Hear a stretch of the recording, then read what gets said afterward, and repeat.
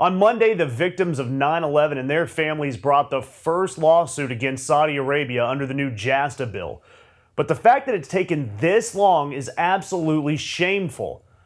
But what do you expect when your current president and his two predecessors have continually picked oil money over justice for those that were killed in the September 11th attacks?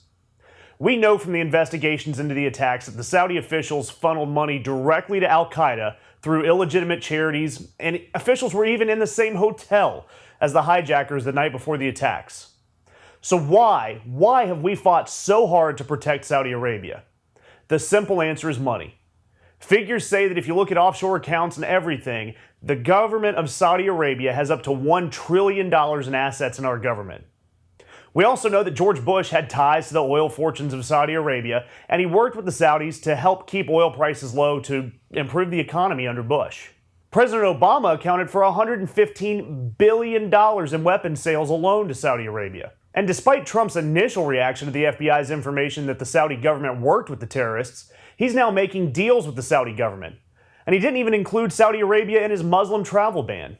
While his Secretary of State, Rex Tillerson, refuses to acknowledge that Saudi Arabia even is responsible for horrible human rights violations. You can also look at companies like General Electric, Dow Chemical, Boeing, Chevron. They all have major interests in Saudi Arabia, and they worked hard to lobby against JASTA in Congress. We also know that Saudi Arabia was lying to veterans to get them to lobby against the bill.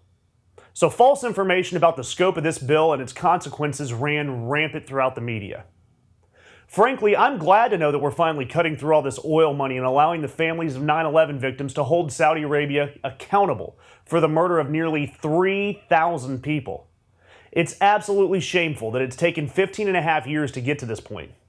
Our government has no problem bombing or oppressing other Middle Eastern countries for the slightest reason. But apparently, if you invest billions in our economy, you can literally get away with murder. If you like this video, make sure you like, comment, share, and most importantly, subscribe to our YouTube channel if you haven't already. If you've done all those things, please check out all the videos below. Stay up to date with everything we do here at Ring of Fire.